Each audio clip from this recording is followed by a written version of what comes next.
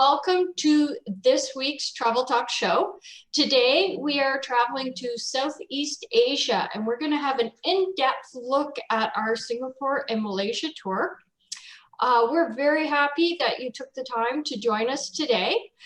We'll just let you know that the chat is open, so you will have somewhere on your screen, maybe at the bottom or at the side, and you can move it around, but you'll have a little menu bar.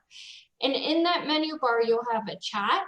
If you want to chat with us or with any of the other people watching the webinar, you can write it in the chat. If you want it to be something that everybody can see, just make sure that you do the little drop down that says to protect presenters and attendees, and then everybody can see your chat. If you have a question about the tour or about the webinar at all, you can type that in the question and answer spot. At the end of the show, we'll go through all the questions and we'll answer them. Also, at the end of the show, we'll give an opportunity that you can raise your hand. There's a little button and you can raise your hand. And if you raise your hand, we will actually enable your microphone and you can come on and speak with us. So that's just a little bit of housekeeping and we will get started. Sorry. A bit about us. We're the Women's Travel Club and we do small group tours all over the world. Our groups are only up to 16 travelers, but sometimes due to logistics of the tour, it can be even less than 16. So we are a very small group. Most women that come to us join our tours as solo travelers, but they're going to quickly make some great travel friends that they will have forever. I am Marianne Southall and I run the marketing department. I am joined with Irene Murray from operations. She is who is usually answering our phone or our chat line here. So if you've contacted us, you've probably spoken to Irene, and she's manning our chat today. So if you know Irene and you want to jump on the chat and say hi to her, she would love that. And then also, I think somewhere in the background, we probably have Debbie Grew, who is from our tour department, and she is in charge of kind of organizing and putting together and the final overseer of all these tours. So she has a really good knowledge of the tours themselves. And sometimes as questions come up that she knows the specific answer to, she'll pipe in with the answer or type it in to us. So let's head to the heart of Southeast Asia. So we are looking now, I'm gonna turn on my little pen here, my little laser pointer. So we are heading to Singapore, this little tiny red dot down here, and this part of Malaysia here, which is right nestled between Thailand. So some of other tours that you may have been on or may have known about, there's Thailand over here. This is Borneo. So if you're doing our Borneo tour, this is where Borneo is over here, this kind of part of Malaysia that we're doing. Also Bali, you can't really see it on this map, but it's a little tiny island down over here. So it just gives you a little bit of geography and idea of where everything is. Our tour is going to start in the vibrant city of Singapore down here, and then it's going to head up the coast of Malaysia and end in Georgetown, which is just a wonderful kind of resort area. Singapore is a cosmopolitan city-state in Southeast Asia that became independent from the British in 1965.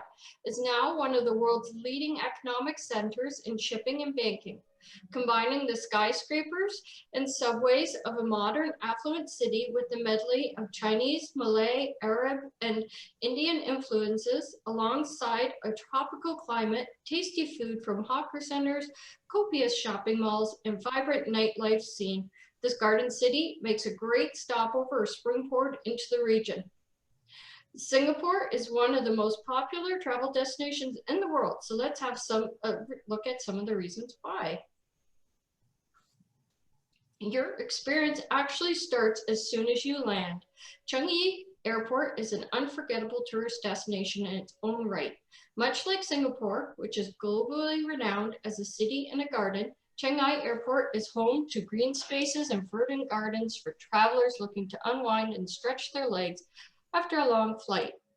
To witness the most spectacular of these spaces, take a stroll over to Jewel Chiang Mai and marvel at the HSBC Rain Vortex, a 40-meter-high indoor waterfall flanked on all sides by tropical plants over 2,000 trees. Smaller spaces that are no less charming include the Butterfly Garden at Terminal 3, the Sunflower Garden at Terminal 2, and the Cactus Garden at Terminal 1, featuring over 100 species of cacti and arid plants. Nature lovers visiting the latter will be able to deepen their knowledge of nature's intricacies as they witness butterflies emerging from the chrysalids at the emergence enclosure. Our local guide will meet us at the airport and transfer us to the hotel. A feast for the senses awaits as we enter the city, a fantasy land of skyscrapers, lush gardens, and an intoxicating mix of cultures and cuisine, from India to China. It is very much a modern garden destination in many respects, with its downtown skyscrapers and 50 parks and 4 nature reserves. Our beautiful hotel in Singapore is the Swiss Hotel Merchant Court. This is a beautiful luxury hotel ideally located by Clarke Quay within walking distance of the central business district and close to major places of interest, including Chinatown and the numerous bars and restaurants of the famous Clarke Quay and Boat Quay. Our first day starts with an orientation tour that highlights the history, multiracial culture, and lifestyle that is Singapore.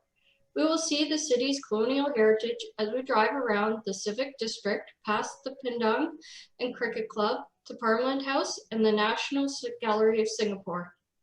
Of course, a stop at the Merlion Park for great views of Marina Bay and a picture-taking opportunity with the Merlion, a mythological creature that is part lion and part fish. The tour continues with a visit to Psy Temple, one of the oldest Buddhist temples on the island, built with donation from the early immigrant workers from China. Keep an eye out for the detailed carvings and sculptures of dragons, phoenixes, and deities, as well as the colorful broken porcelain on the roof ridges, a Fujian decorating technique. From there, we'll proceed to the National Orchid Garden, located within the Singapore Botanical Gardens, which is a UNESCO World Heritage Site, which boasts a sprawling display of 60,000 orchid plants comprising of 400 species and more than 2,000 hybrids. The distinctive feature of the National Orchid Garden not to be missed is its design concept, which presents the display of plants in 4 separate color zones over most of the areas. Spring zone, which is prevailing colors of bright and lively shades of yellow, gold, and creams. Summer zone, with its major tones of strong reds and pinks. Autumn zone of matured shades. And the winter zone of whites and cool violet shades. Our final stop at the Little India will enthrall you with the scent of spices, jasmine, orchids, garlands, and fresh fruits. This evening, we'll take a coach down to the Trishaw station for a Trishaw ride that will take you past the vibrant Bugis village and the bustling streets. We will then drive to a local Chinese restaurant for dinner. After, we will visit the night market and wander along the narrow lanes and test your bargaining skills against street vendors selling anything from souvenirs to leather goods. Our second full day in Singapore, we will enjoy a market and suburb tour. We will drive to the Geylang Sierra Market, which lies at the heart of the Malay community. Geylang Sierra Market is both a vital social hub and great place to expand your culinary horizons with some traditional Malay cuisine. Then on to one of Singapore's liveliest neighborhoods. Joo Kiat Ketong is a heady blend of old and new, strolling past its pastel-hued pre-war houses. With a bit of luck, you might come across the Popia master, who stand over hot griddles, twirling dollops of dough in midair to make paper-thin wafers for fresh spring rolls. We begin our evening with a bumboat ride along the iconic Singapore River to see beautiful restored shop houses, modern skyscrapers of the financial district, colonial buildings, and the iconic Merlion statue. After we drive to the gardens by the bay to watch the super tree grove come alive with an exhilarating display of light and sound at night. We then continue on to Marina Bay Sands Sky Park observation deck. It is a roof like no other, perched 200 meters in the air. Be amazed with a bird's eye view of the city from the top. Located 57 stories from the heart of the Marina Bay area, the Sky Park observation deck boasts scenic views of the panoramic vistas of Marina Bay and Singapore's world-class cityscape. Take in a bird's eye view of the gardens by the bay and the impressive super tree grove, or admire the sea view that stretches from Marina South Pier to the Singapore Strait. Before we leave Singapore, you have to head up to the Long Bar at the Raffles Hotel and indulge in a Singapore Sling. The Singapore Sling was created at the Raffles Hotel at the turn of the century by Chinese bartender Mr. Niyam Tongboon. In the hotel's museum, visitors may view the safe in which Mr. Niyam locked away his precious recipe books, as well as the sling recipe hastily jotted down on a bar chit in 1936 by a visitor to the hotel who asked a waiter for it. Originally, the Singapore Sling was meant as a women's drink, hence the attractive pink color. Today, it's very definitely a drink enjoyed by all, without which any visitor to the Raffles Hotel is incomplete. Now we leave the cityscape of Singapore behind, bound for Malaysia. Our first stop will be Malacca. On our way, we'll stop at a traditional village to experience the lifestyle and hospitality of the traditional Malacca Malay village. Upon arrival, we will be shown the tapping of a rubber tree. On the village walk, we will be passing quaint Malacca kampong houses built on stilt. Discover the exotic nutmeg fruits, aromatic curry leaves, lemongrass, breadfruit trees, and the seasonal fruits such as durian, mangosteen, and others. Also, within the village stands a patch of paddy field, where the civil cultivation of rice is carried out on a seasonal basis. See and take part in some of the favorite pastimes of the village people, like top spinning, the making of ketaput casings with coconut leaves, konggak playing, and salat, a Malay art of self-defense. On the return journey, you'll have the opportunity to enter a traditional kampong house where an explanation of their customs and traditions will be given. By the end of the trip, we promise you will learn a thing or two about the simple lifestyle of the Malay kampong folks. Our home for the first 2 nights in Malacca is the beautiful Riverside Casa del Rio. Casa del Rio in Malacca is an upscale riverside hotel in historic central Malacca that is just over 5 minutes from popular Jonker Street on foot. The beautiful property has a riverside terrace where guests can dine, and there's a rooftop infinity pool with a swim-up bar. The 66 rooms have charming Mediterranean decor, private balconies, some overlooking the river, and bathrooms with separate showers and tubs. The remarkable history of Malacca spans a period of over 600 years. To this day, researchers and archaeologists are still uncovering more and more remnants of the different folk who colonized Malacca. Those who left their traces in the people, architecture, and culture of this unique land.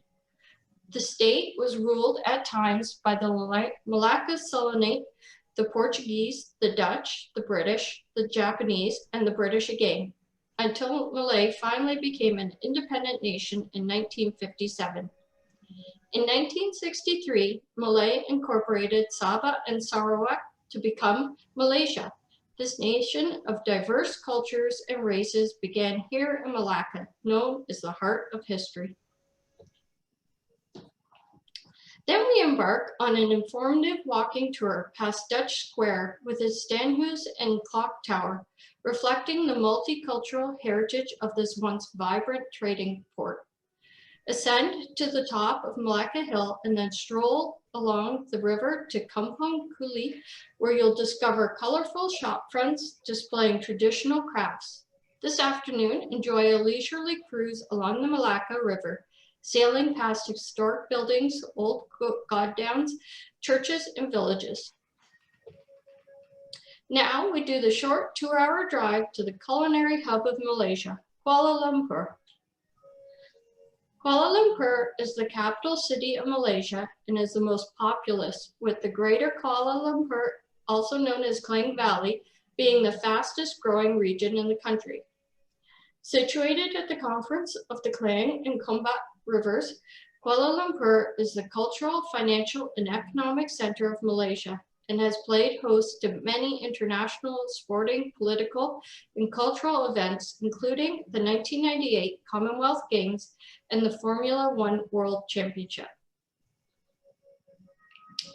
Founded in 1857 as a tin mining outpost, Kuala Lumpur started to prosper in 1896 when it was made capital of the Federated Malay States and continued as a federal capital in 1957 when Malaysia obtained its newfound independence, remaining today as the economic and business center of the country. As we come to the city, we will visit Independence Square and grand 19th century Sultan Abdul Samad building. Then we stop to see the city's landmark from the Sky Bridge, perched between the imposing 88-story high Petronas Twin Towers and the tower above Kuala Lumpur.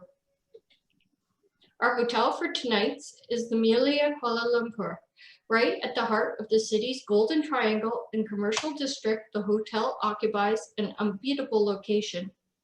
With the iconic Petronas Twin Towers reachable within 3 minutes by monorail, popular shopping attractions footsteps away, and cultural attractions such as the Bintang Walk and Little India nearby.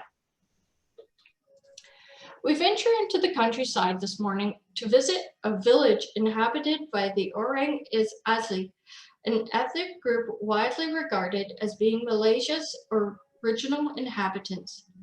We delve into their history and traditions during a visit to the Orang Asli Museum, then stroll around the village with a local specialist observing firsthand local traditions such as bamboo cooking and weaving.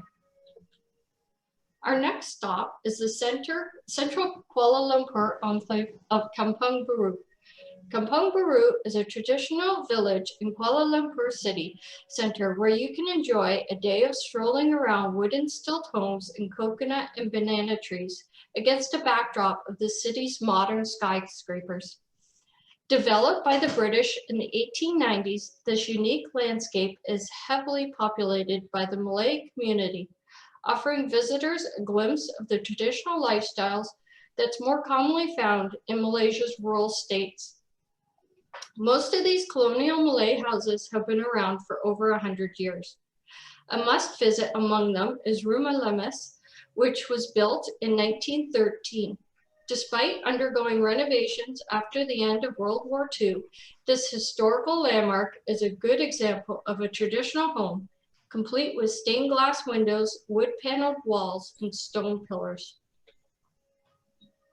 We will surely sample some traditional Malay sweets and cakes at the local food stalls. This area is famous for its sweets. Tonight, we meet for dinner and a cultural show in Chinatown. Wander through the bustling night market in Chinatown, where you can test your bargaining skills with the vendors for a wide variety of merchandise spread across the street. We visit the Sri Maria Man Temple, located in the heart of Chinatown, which was founded in 1873 and is the oldest Hindu temple in Kuala Lumpur. The smell of burning jasmine, incessant chanting of the Hindu priests, and the mystical aura combine to give you a lasting spiritual impression. Afterwards, a delicious Malay dinner is served in a local restaurant while you enjoy a traditional Malay cultural experience. Now we leave Kuala Lumpur and head to the Cameron Highlands. As we leave the bustle of the busy city and journey deep into the Malaysian countryside, we stop briefly at Selangor Pewter Factory. Royal Selangor high-quality cast pewter consists of 92% to 97% tin, with a small proportion of copper and antimony added to strengthen the alloy, the highest international standard for pewter. It is heavier and stronger than spun pewter. When struck gently, it produces a resonant sound. And then to the Batu Caves, one of Malaysia's most iconic sites and a popular Hindu shrine. Batu Caves, one of Kuala Lumpur's most frequented tourist attractions, is a limestone hill comprising 3 major caves and a number of smaller ones. This 100-year-old temple features idols and statues erected inside the main caves and around it. Incorporated with interior limestone formations said to be around 400 million years old, the temple is considered an important religious landmark by Hindus. Cathedral Cave, the largest and most popular cavern in the Batu Caves, houses several Hindu shrines beneath its 100-meter-high arched ceiling. At the foot of Batu Hill, there are 2 other cave temples, the Art Gallery Cave and the Museum Cave, which houses numerous Hindu statues and paintings. En route to the Cameron Highlands, we will enjoy a quick photo stop at the Latka Iskandar waterfall, then continue to Tanah Rata for a highlight, afternoon tea and scones with cream and locally produced jam. Strawberry Park Resort is ideally located amidst a 7-acre hill between Tanah Rata and Brinchang. Nestled within lush tropical jungles and mountain ranges, Strawberry Park Resort features 7 dining options, an indoor swimming pool, and a squash court. It offers luxurious suites fitted with a balcony. After we leave the beautiful highlands and head to the capital Perak, Ipoh is flanked by towering white cliffs, with some magnificent cave temples pocketed in the limestone. Lush valleys and tea plantations provide a tranquil backdrop for today's drive through the Cameron Highlands, Malaysia's most extensive hill station. Snap a photo of the area's emerald landscape before driving to Perak Cave Temple, an extensive cave complex in Ipoh. Venture into the cave temple and see its beautiful painted murals and golden sitting Buddha statue, which dominates the temple. The construction of Perak Cave Temple dates back to 1926. A couple from China took great pains and half a century to build a temple out of the cave they found. Today, the temple owes its elegant palace-like facade to their family. This afternoon, enjoy a walking tour of the charismatic town of Ipoh and admire the colonial-style buildings that were once home to the wealthy tin miners and today house trendy cafes and shops. Walk through the old town's narrow laneways and admire the street art that adorn its facades. For our night in Ipoh, we'll stay at the Wheel Hotel. Set in a sleek building on a leafy street, this upmarket hotel is 9 kilometers from both the Lost World of Tambun theme park and the gold Buddha statue in Perak Tong Cave Temple. Area rooms have minibars, free Wi-Fi, and flat-screen TVs, plus tea and coffee-making facilities, safes, and glass-walled bathrooms. And now on to our final destination, Georgetown on Penang Island. Our journey to Penang this morning takes us past the royal town of Kuala Kangsar. We will visit the majestic Ubudai Mosque, ranked as one of Malaysia's most beautiful mosques with its white marble and massive golden dome. The mosque stands proudly and majestically at Kuala Kangsar with its golden dome and minarets creating a spellbinding sight from near and afar. Sultan Idris commissioned in 1913 the construction of a mosque of great beauty to fulfill a vow he made upon his recovery from an illness. The Ubudai Mosque was completed in 1917 after the death of Sultan Idris and was opened by his successor, Sultan Abdul. Adorned with four 126-foot high towers and surrounded with 60-foot domes, the walls and floors were made of red and white marble, which was specifically imported from Italy and London. Additions have been made recently to accommodate for larger congregation.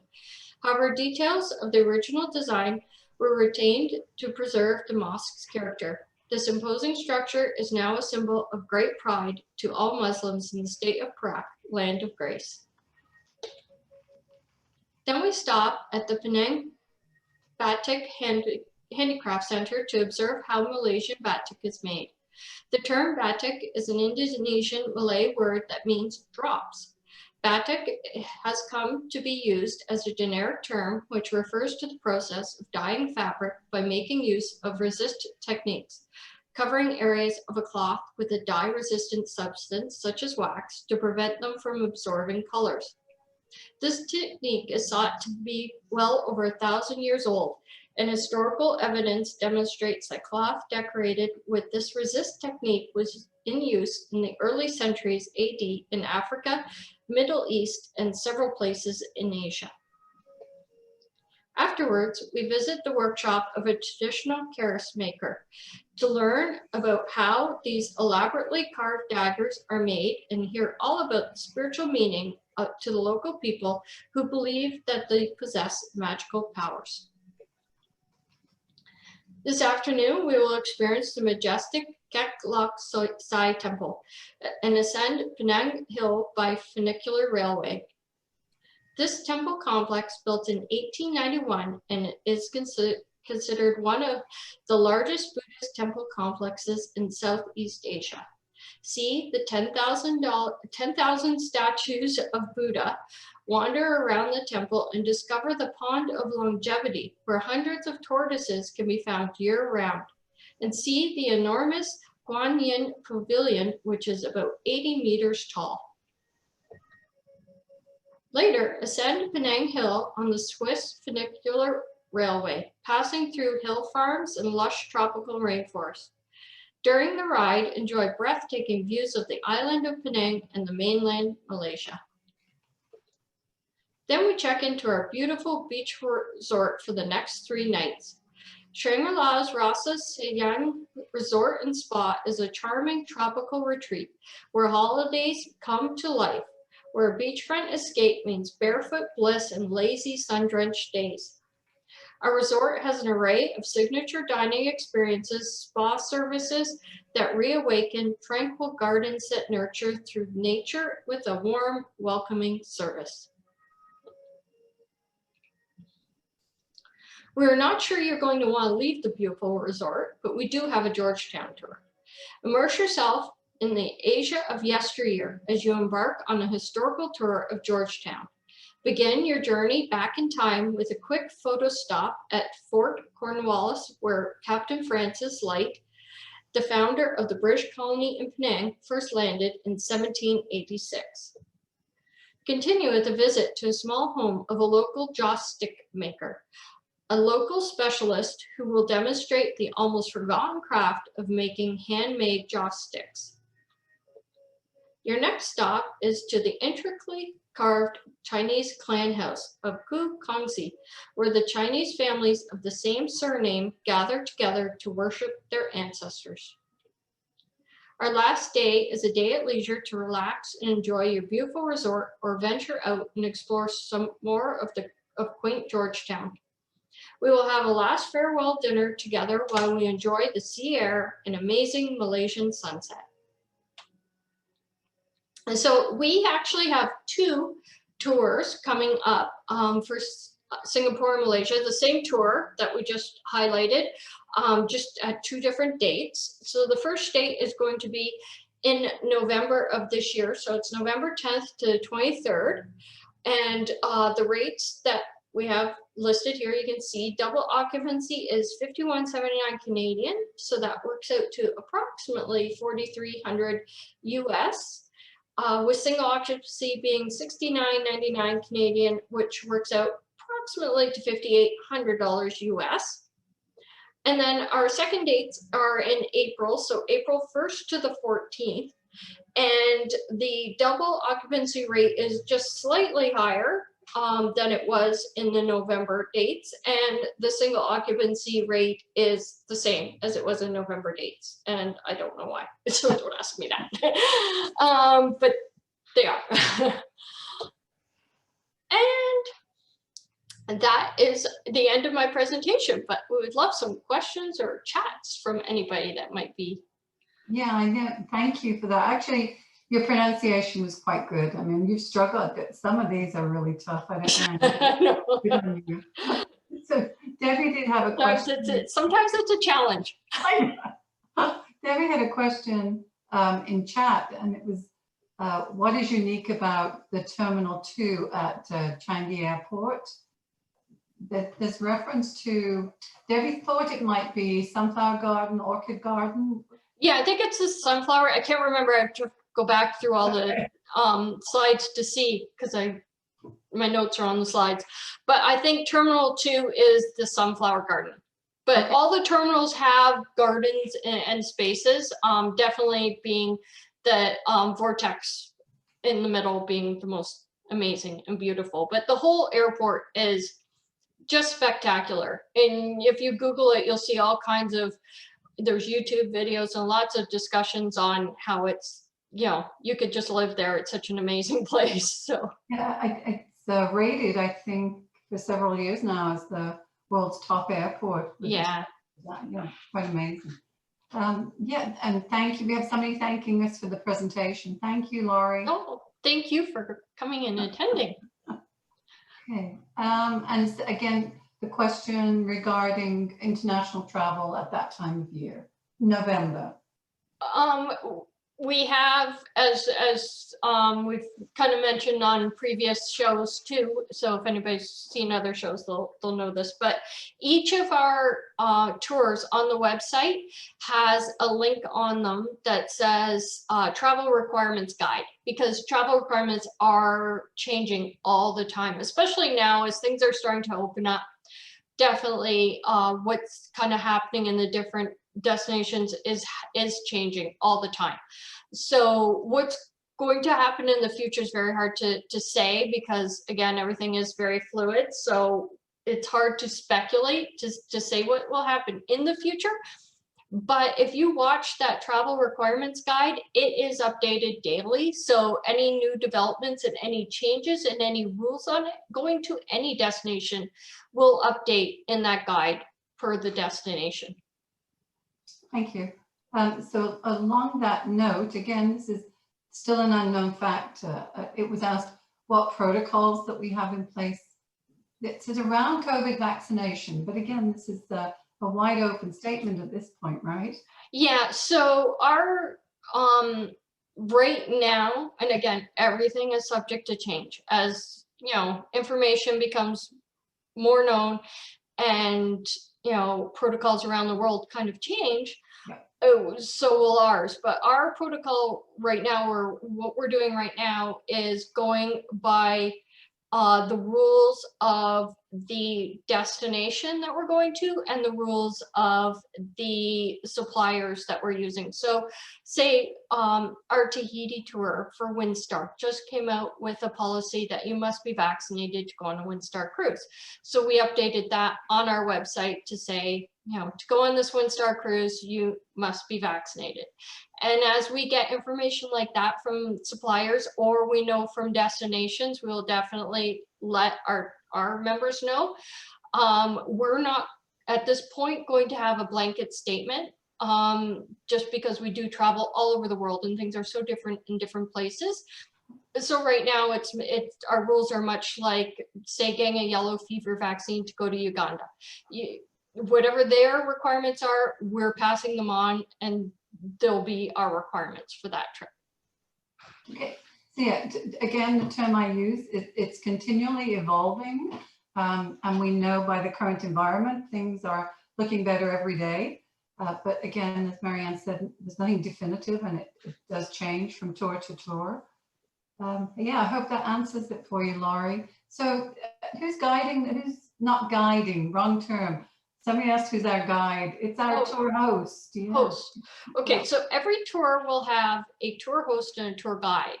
So a tour guide is somebody from destination, English speaking person from destination, who they know the tour, they know what we're going to see, they know where we are, they know when the next bathroom stop's going to be, they know all of that information. And that is our tour guide. All of our tours are also hosted. So you will have a host from the Women's Travel Club that goes on the tour, and the host is more like the concierge of the tour. So they're there to make sure everything's running smoothly. They kind of liaison with the guide, make sure that they're doing their job very well. And any, issues, if somebody gets sick or if there's just anything anybody needs help with, that is what the tour host does.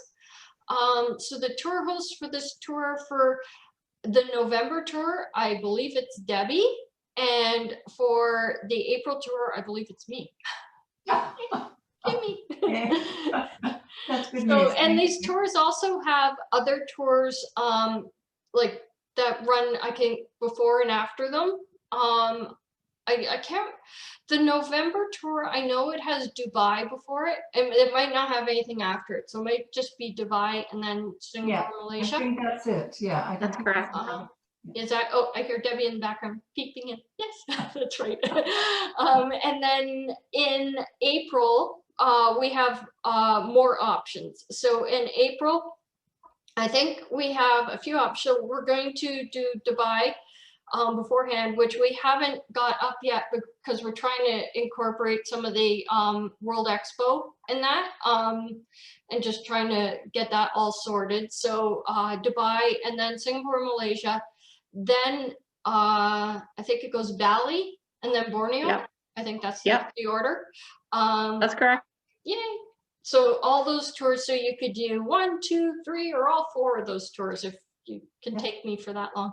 But yeah, some great options there. Yeah, many of our, the majority of our members are from North America, and they're just drawn to the fact that they can travel that far and then piggyback right onto another tour. Yeah, so if you have the time, it certainly beats doing, a whole bunch of big international flights. If you're flying that far, it's nice to kind of be there for a while.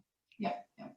So another question, and I'm thinking that Beth might be new to the Women's Travel Club. So can you explain about the double occupancy and sharing? Yeah, that's a great question. We kind of forget sometimes that people, don't know, and so it's actually very good that questions like that come up. So most women do join our groups as solo travelers, so they're coming by themselves. They don't have a friend or a sister or somebody on the tour with them. They're just coming by themselves.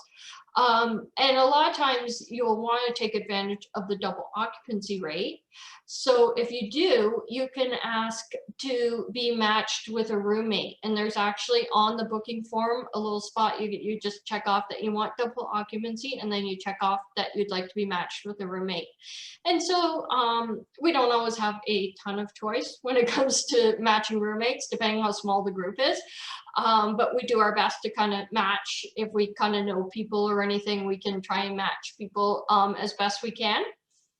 We also have a online community. So once you book into a tour, you get invited into the online community, which is a private area just for our tours. And when you're on that online community, you can kind of chat and talk to other people going on the tour, and each one is private just for the people going on that tour.